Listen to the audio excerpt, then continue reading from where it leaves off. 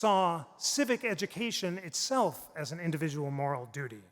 He observed that in recognizing the pursuit of happiness as an unalienable right, Jefferson wasn't thinking of happiness in its modern sense of enjoying a meal or a trip or a consumer gadget.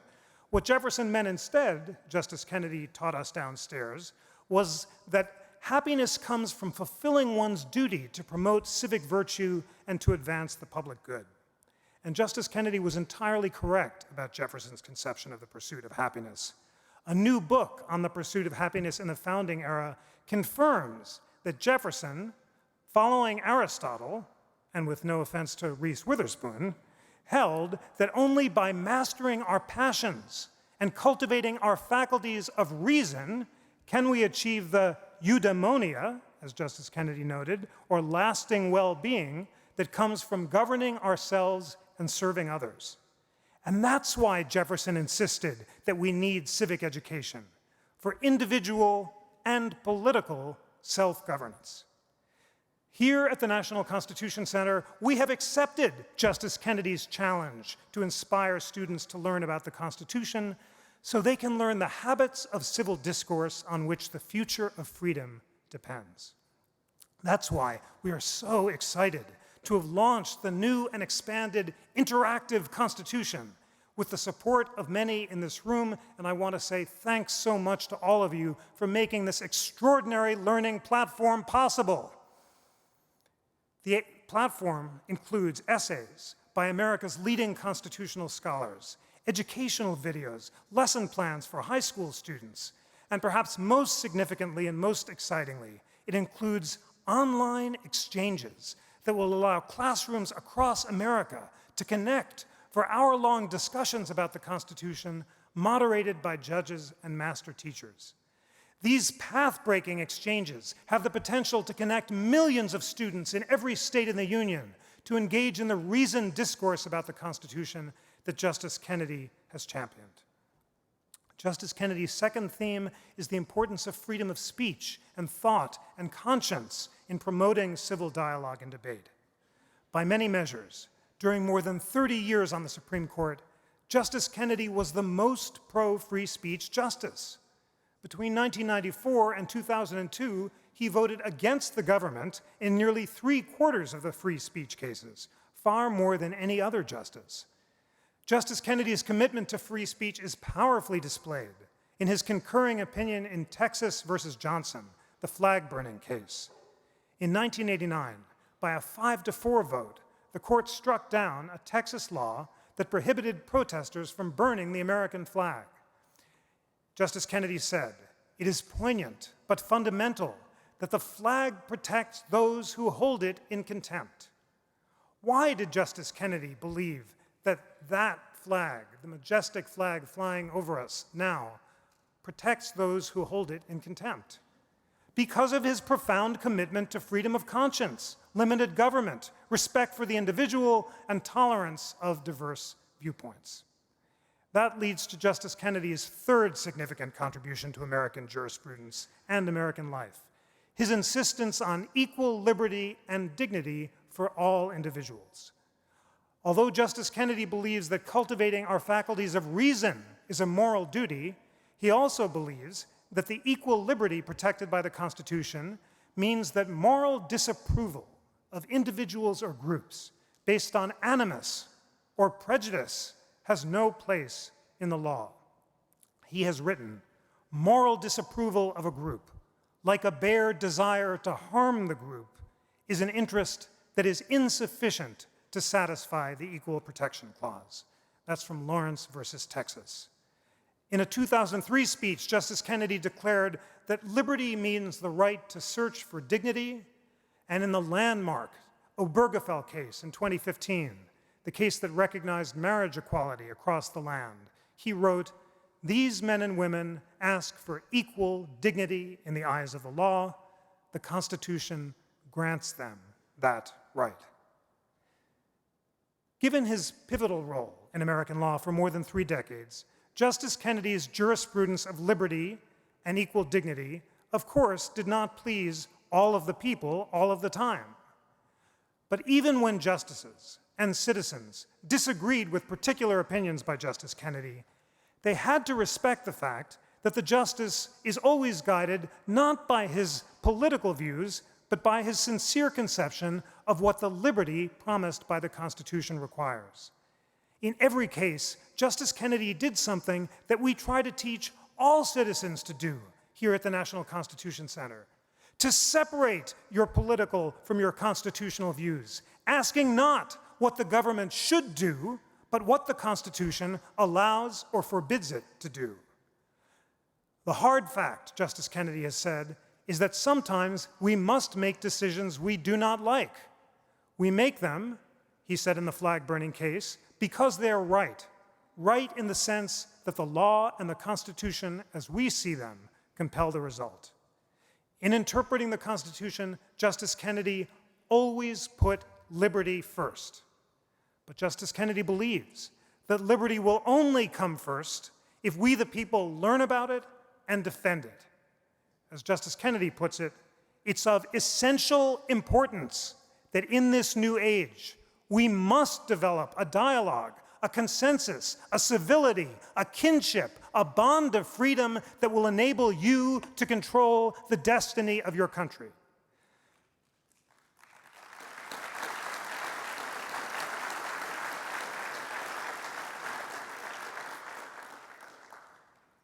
For providing a shining example of principled devotion to liberty, civil dialogue, and civic education, please join me in thanking Justice Anthony Kennedy.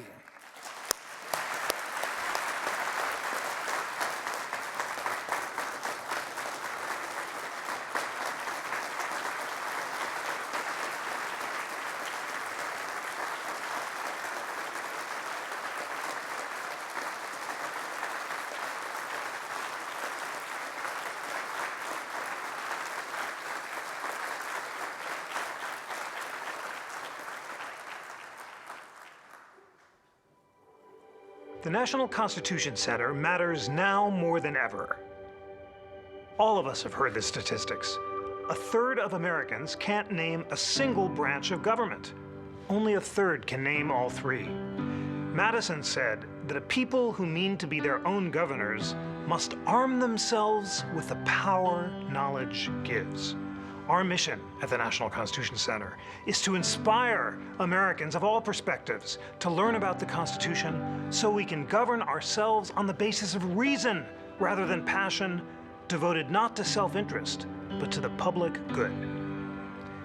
The National Constitution Center has created a unique educational platform to inspire all Americans to learn about the Constitution. It's called the Interactive Constitution, and it brings together America's leading constitutional scholars of diverse perspectives to explore areas of agreement and debate about every clause of the Constitution. One of the highlights of the Interactive Constitution are the classroom exchanges. This program brings classrooms together from across the country for constitutional civil dialogues. These are dialogues using the Constitution, and they're moderated by master teachers and judges. The Constitutional Ambassadors Program brings students to the Constitution Center for a 4-hour immersive experience on the Constitution and the contemporary issues around it. Here, students get to explore interactive exhibits. There's live theater performances on the Constitution, rare artifacts, and priceless primary source documents. They get to explore these ideas on the contemporary issues with other students and engage in civil dialogues that will really help them be the ambassadors around our city and our country. We take our own backgrounds as children and we bring it out in public, and then we take their own. And then we're both kind of grabbing straws in a sense and going home with something more holistic. We, for some reason, have lost the ability to engage in civic dialogue. And so if our young people can model that for us and learn how to do that, and learn how to do that around pieces of text that are part of the Constitution, then we'll all benefit. It's so important to bring kids here so they can experience this inspiring building here on Independence Mall, right across from Independence Hall where the Constitution was drafted. I'm fascinated, Jeff, with this building. You're literally and symbolically surrounded by the Constitution. Justice Kennedy is one of America's most passionate advocates of civic education. Above all, Justice Kennedy is a master teacher. He spent 23 years as a professor of constitutional law, and he's urged audiences young and old in the United States and around the world to educate themselves about the Constitution, reminding us of the stakes. As Justice Kennedy says, freedom and democracy are not in your DNA. Freedom is taught, and teaching is a conscious act. The verdict on freedom is still out. Half the world is the jury, and they are out. And they're looking to you to see if freedom works. And this country owes a duty to the Constitution, to itself, and to the idea of freedom to conduct a decent, rational, respectful, probing civic discourse. As a representative of the court and emissary of the rule of law, the justice made an indelible mark outside the court as well. We saw as law clerks that whether he was speaking to groups of elementary school children visiting the court, or when he headed to China as the first sitting justice to visit that country to speak about the importance of an independent judiciary and civil liberties, the justice was committed to promoting respect for the rule of law through education. He's a living example of engaged citizenry and an inspiration to all of us as lawyers, judges, teachers, community members, and just as parents, to carry that civic education forward and to ensure that the independence of our courts and the rights and responsibilities enshrined in our Constitution are understood, honored, and protected for and by the next generation. George Washington urged Congress to create a national university that would instruct students in the science of government so that they could learn the foundations of their liberties. And in creating the National Constitution Center during the bicentennial of the Constitution, Congress finally answered Washington's call. During this Liberty Medal, we honor Justice Kennedy, we celebrate civic education, and we unite around our shared commitment to the greatest document of human freedom in history, the U.S. Constitution.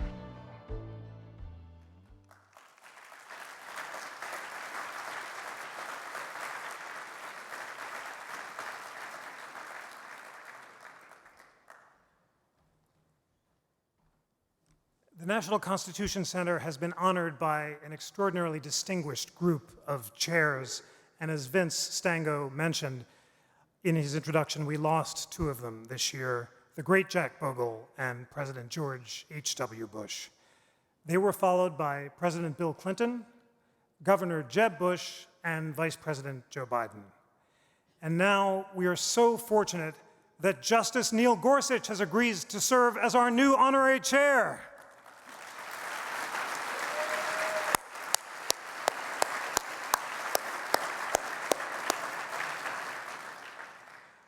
A former law clerk to Justice Kennedy, Justice Gorsuch was the first Supreme Court clerk to serve on the bench with his former boss. On Constitution Day, I was privileged to watch Justice Gorsuch as he interacted with students and citizens, and his kindness and thoughtfulness in answering their questions and sharing his love for the Constitution was moving and remarkable.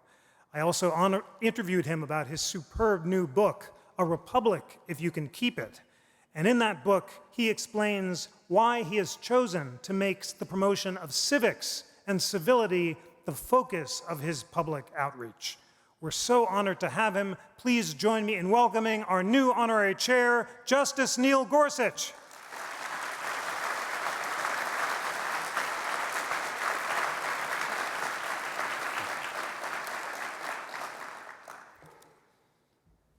Thank you, Jeffrey. The work you and your team do here at the Constitution Center, I think, couldn't be more vital than it is today. Everyone in this room knows the challenges we face, like the fact that only about 30% of young people today think it's important to live in a democracy, or the fact that so many people today dismiss as foolish virtues like civility, equality, and mutual respect. Virtues that are nothing more and nothing less than evidence of our commitment to human equality and keystones of democratic self-government. The Center's mandate to teach the young and the old about our Constitution and about the values and virtues that undergird it has never been more important. Thank you for the work you do, Jeffrey.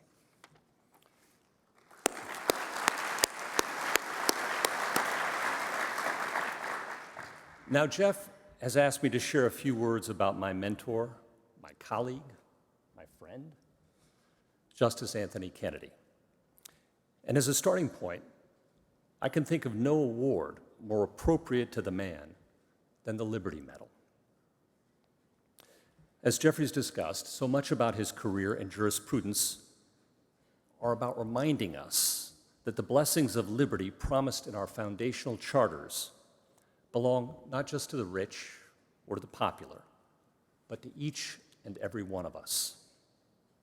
In case after case, over more than 40 years as a federal judge, Justice Kennedy has proven himself the greatest friend of liberty of our age. But I hope that isn't all that history has to record about Justice Kennedy. For as much as his rulings have influenced our law, the man has touched the lives of those around him and in ways that hold rich lessons all their own.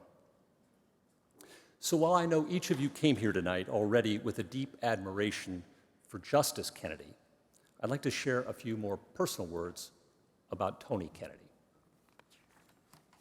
I first came to know the man when I served as his step clerk.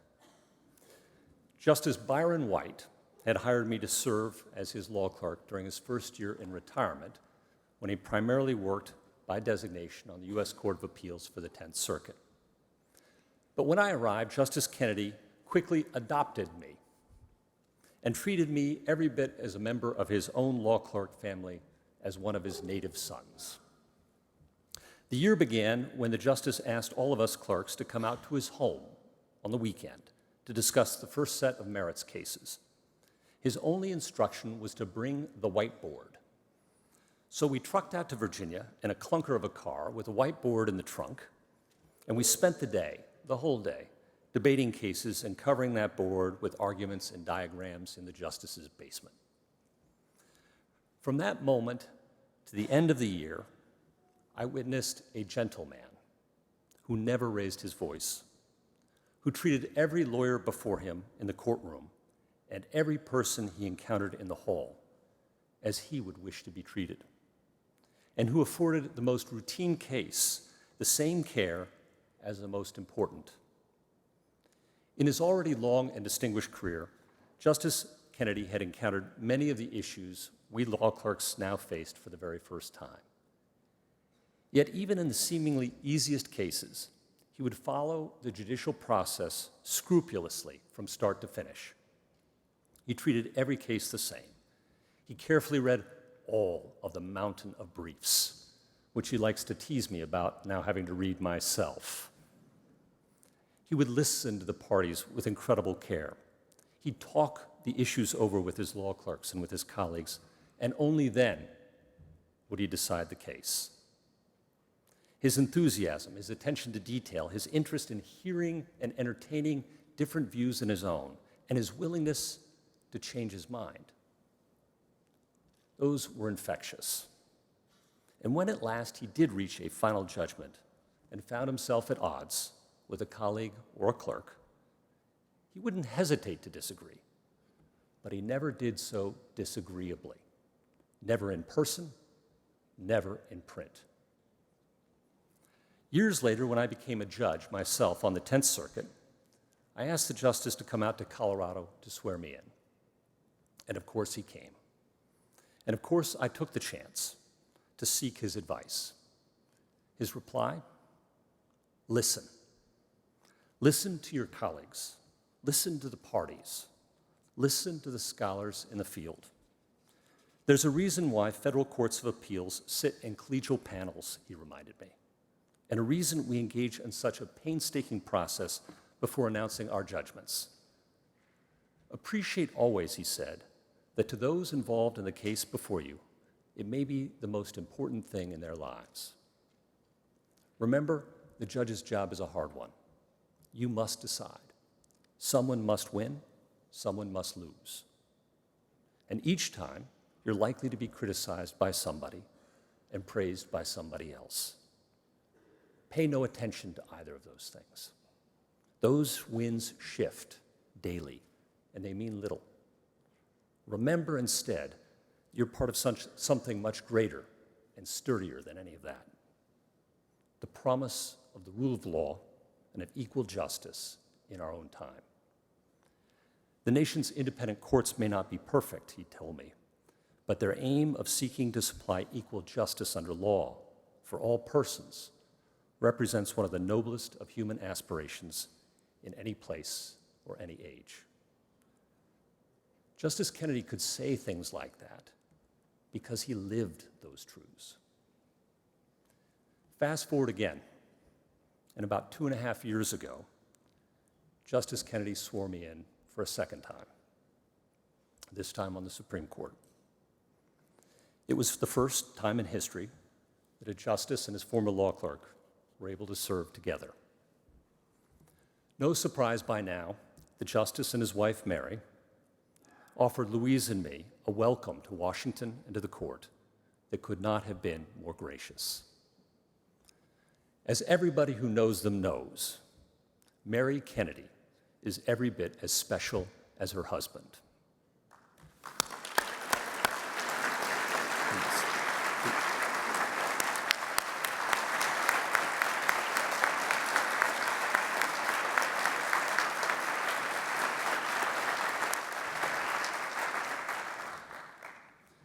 The Kennedys were among the very first to invite us to dinner and to introduce us to their friends.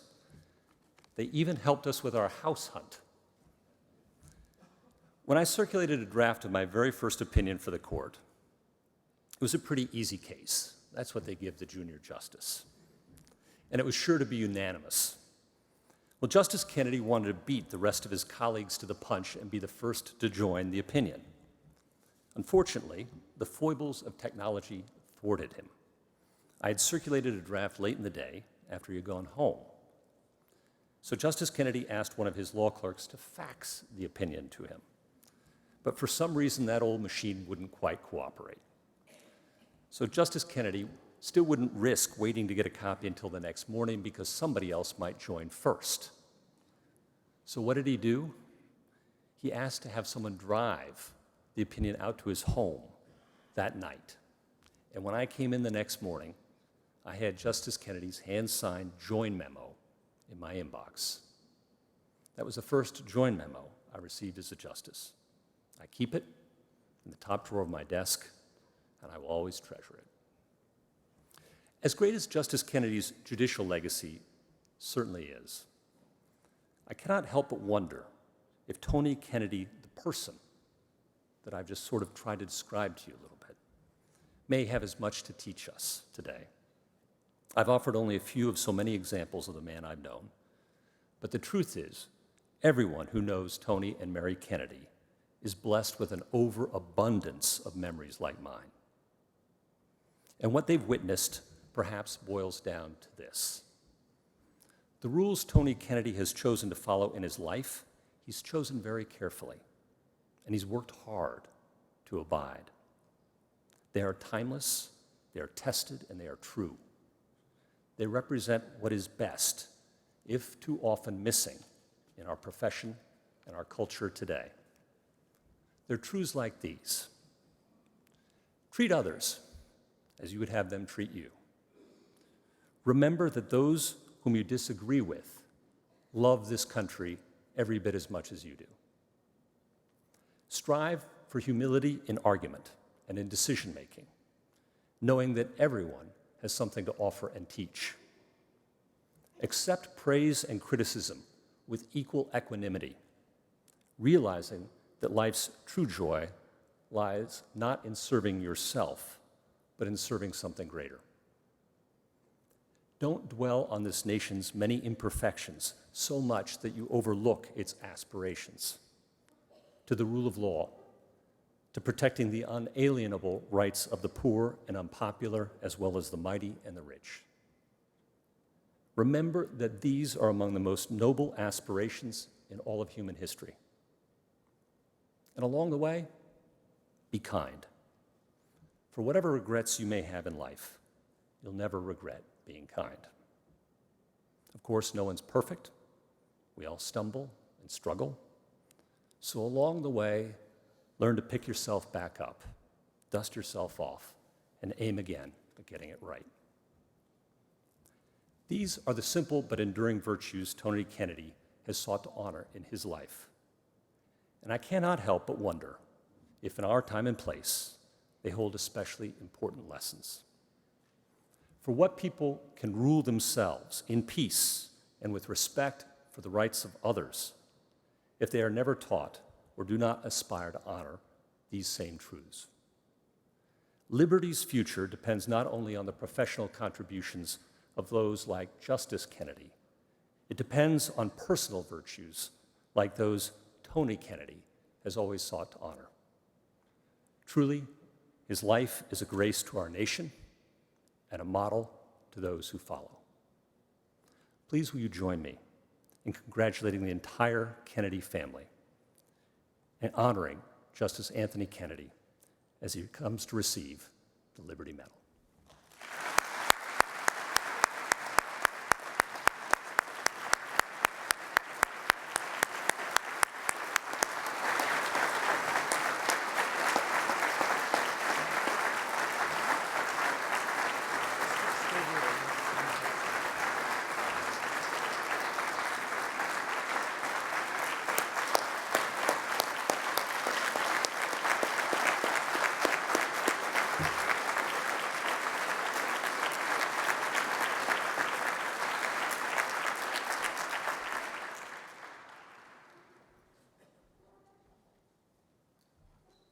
We will now present the Liberty Medal.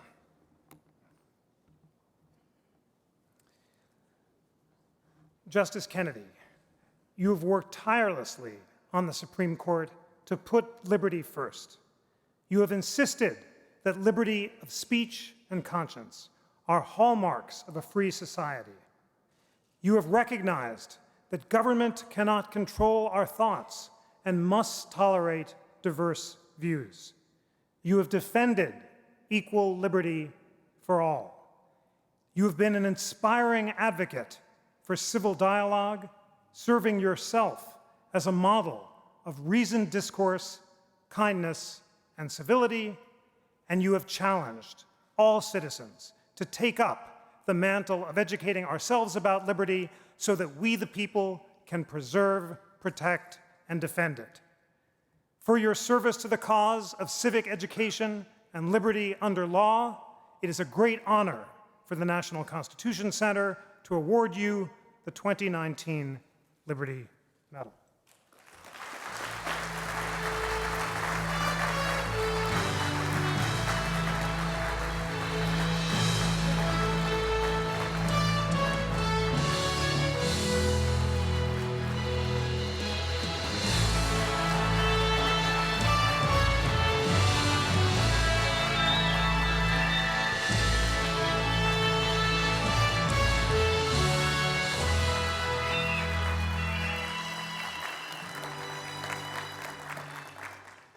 Please be seated. Only the trial lawyers need remain standing. Jeff Rosen, my dear friend and esteemed colleague, Neil Gorsuch, and those of you who are here, all of you, to show your admiration, your respect, your reverence for the Constitution and for the liberty that it secures. Please be assured that over the years, my family and my colleagues, Neil, on the Supreme Court, will share with me the pride that we have in receiving this medal, the pride that we have in knowing that the Constitutional Center, the National Constitutional Center, each year is devoted to preserving the idea and the reality of the rule of law and again of the freedom that it secures. You have our profound and lasting thanks. Please be assured that this medal, that this event, this place, this evening will give us new dedication, new energy, new dynamism as we move forward in this magnificent world that so needs the Constitution and the values that it embodies. We were fascinated a few years ago to be at Independence Hall and then to walk up to the Constitution Center. We later found out that it's about 1,100 feet, just shy of 400 yards. And it's important for us to move forward. And as we go from the Independence Hall to the National Constitution Center, we not only go forward, but we look upward at this beautiful building. It's not a great tall building, but it soars, just like the Constitution does. If you think in terms of a timeline, you leave Independence Hall, and as you begin to walk those approximately 400 yards, if you think of it as a timeline, you very quickly are at 1776, the Declaration of Independence, 1787 when the Constitution was drafted, 1789 when it was ratified, 1791 when the Bill of Rights was added. Jefferson was in Paris when the Constitutional Convention met. Adams was in London at the Court of St. James. And we were talking earlier whether or not the Constitution would have been easy to draft, difficult as it was, if they had been there. But Jefferson was very interested in it, so we emailed him a copy of the Constitution over in Paris. And he said, well, where's the Bill of Rights? And they said, there's no Bill of Rights. He said, how can you have a Constitution without a Bill of Rights? And so by a gentleman's agreement, gentlemen in those days, lady, a gentleman's agreement, it was understood that if the Constitution were ratified, that a Bill of Rights would be added, and they kept their word. And we had the Bill of Rights in 1791. So as you walk up and you think about this timeline, you get more excited and you walk faster. And if you're with a group, you might hear somebody say, please, not so fast.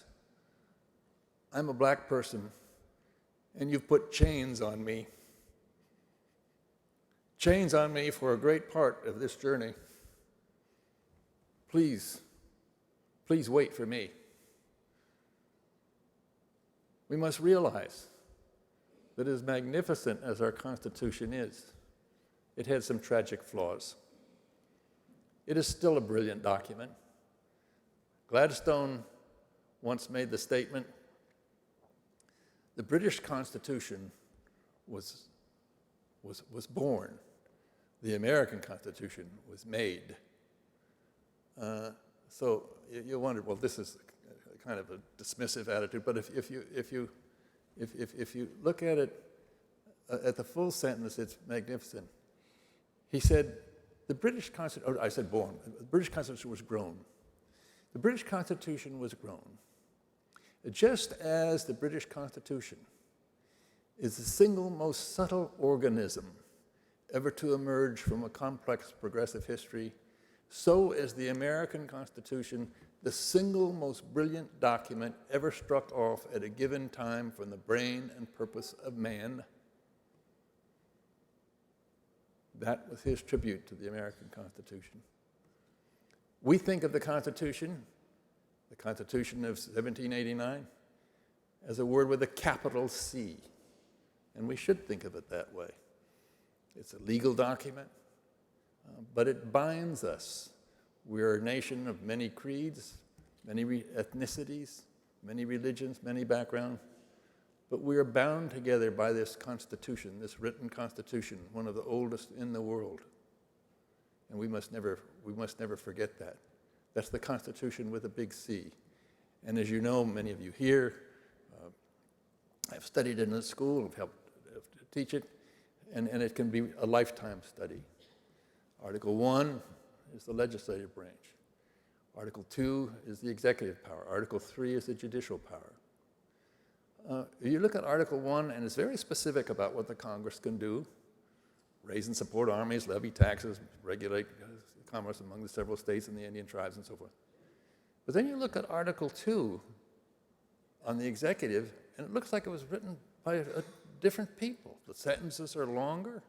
It's puzzling what the executives can do. You have to pick out the commander-in-chief and receive foreign ambassadors, foreign ministers, from the middle of a sentence.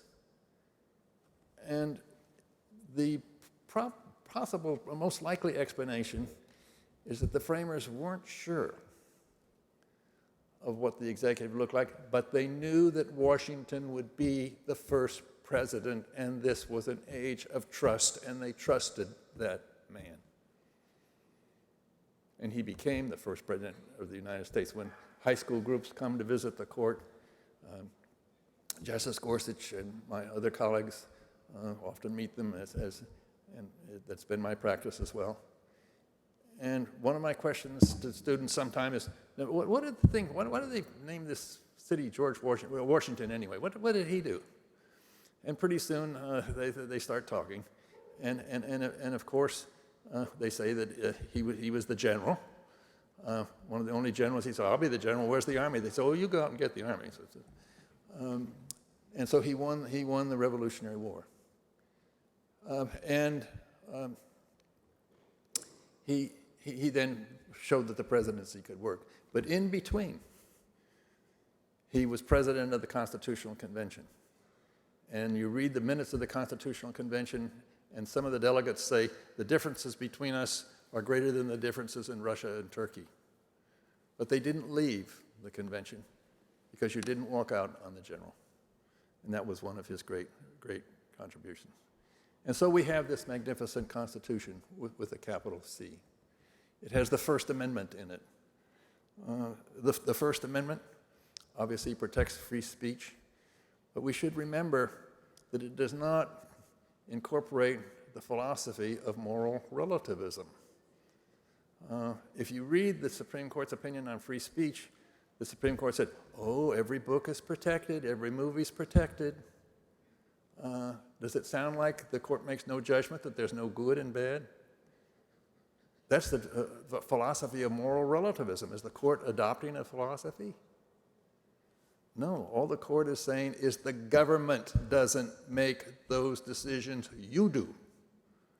In a responsible society, the citizens decide that a book or a movie is priceless. It's wonderful, it's inspiring, or that it's junk. Now, the next time you see an interview on the television or of a book or a film, and everybody's denouncing it, somebody said, "Oh, there's a First Amendment right to have it." I know that. But it's the government's duty to let the citizens make these judgments, and we should have a civic dialogue that enables us to make those judgments. That's the Constitution with a big C. But then there's a Constitution with a small c. Hobbes, Locke, Rousseau, Harrington, Jacques Maritain, and Aristotle talked about the constitution of a people. And by that, they meant the sum total of their mores, their traditions, their customs, their aspirations, their heritage. What is it that defines a people? That's the Constitution with a small c. And we have a Constitution with a small c. It's what the rest of the world looks at most of the time. The rest of the world doesn't look at the Constitution with a big C. The rest of the world looks at the Constitution with a small c, and they judge us by what our civic discourse is, by what our respect for each other is, and how it's expressed. That's the Constitution they see, this Constitution with a small c, the Constitution that defines us. And the rest of the world is watching, and the verdict of freedom is still out.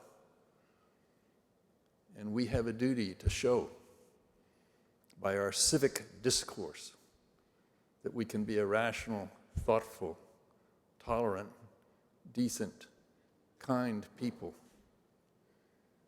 We've mentioned Aristotle several times. Aristotle, as some of you may remember, listed the different forms of government, as did Plato, and they both of them listed different forms of government, aristocracy, monarchy, oligarchy, and democracy, and they gave democracy the lowest grade.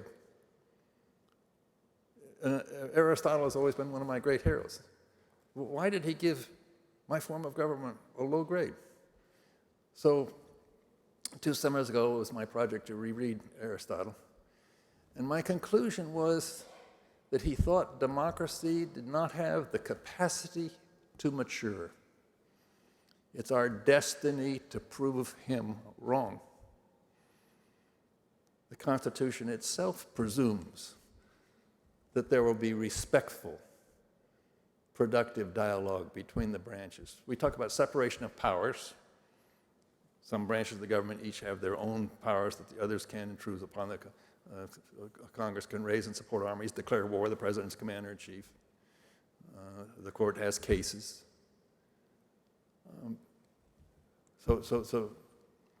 These are powers that they have that's separate. But there's also checks and balances, and that means that the branches must work together. We, every year, send 2 of the members of our court to the Congress to say that we need resources, we need the money. This is checks and balances. And it's a respectful, decent, thoughtful, progressive discussion. We must remember this, because how we behave as a government, in a formal sense, should set an example for how our citizens should be. We don't expect the other branches of the government that talk to the way lawyers do. We have the language of the law. The language of the law has an elegance, a dimension, a boundary, a tradition, an aesthetic, a grammar that's different from the political branches. Not better, not worth different. The world wouldn't be very interesting. Everybody talked like judges do. But we do have this language which sets an example. And in these times, I know Justice Gorsuch agrees, I know Jeff Rosen agrees, it's more important than ever for judges to show that they are committed to the proposition that difficult discussions, difficult issues, are best resolved by discussions that are thoughtful, decent, rational. Aristotle used the word anoia, which means respect. And he said that if A has a disagreement with B, and they're going to have a discussion, they have to begin with respect for each other as the precondition of that discussion. And we must understand this in our civic life today. So these are some reflections on the meaning of our Constitution, the Constitution with a big C, the Constitution with a small c. And the two, of course, should sustain each other. For this award, for this event, for this evening, you have my profound thanks. Washington and his countrymen were sons of the Enlightenment. We sometimes think of the Enlightenment as going from Europe to the United States, or from Europe to America, which it did. The great hero of the Enlightenment was Sir Isaac Newton. People didn't understand Principia Mathematica. It's a pretty tough read. But this idea that the human mind of its own power can find a law that explains why the apple drops from the tree, this was revolutionary. This meant that the human mind can explore the universe with logic and thoughtfulness and reason. And for over 200 years, at the end of his life and after he died, Isaac Newton was the hero of enlightenment. And he was succeeded in that position by George Washington, an American, The Enlightenment worked both ways. We were saying earlier, Franklin wrote probably 15,000 letters in his lifetime. Jefferson, probably 12,000. They were wonderful writers. Read the preamble to the Constitution of the United States. It's hard. If I say, you go home and read the Constitution, it'll take you 2.5 hours and your mind will wander after 3 or 4 minutes. Read the preamble. It's simply brilliant. Begins with the words United States, ends with the words of the United States, all in a single sentence. These were sons of the Enlightenment, and Washington was a son of the Enlightenment. And let me close with what he told his troops before the Battle of New York. He combined the terms free and liberty, Jeff, which are two different words. They're not always synonymous. It's a fascinating exercise to determine the subtle differences between them, but he used them both. He said, we are free men struggling to preserve and secure liberty for ourselves and our posterity. That's Washington's message to us now, just as it was to the troops in the Revolutionary War. Thank you for your commitment to this center, which embodies your fascination, your admiration, your support, your adherence to that idea of the Constitution and the liberty that it secures. Thank you.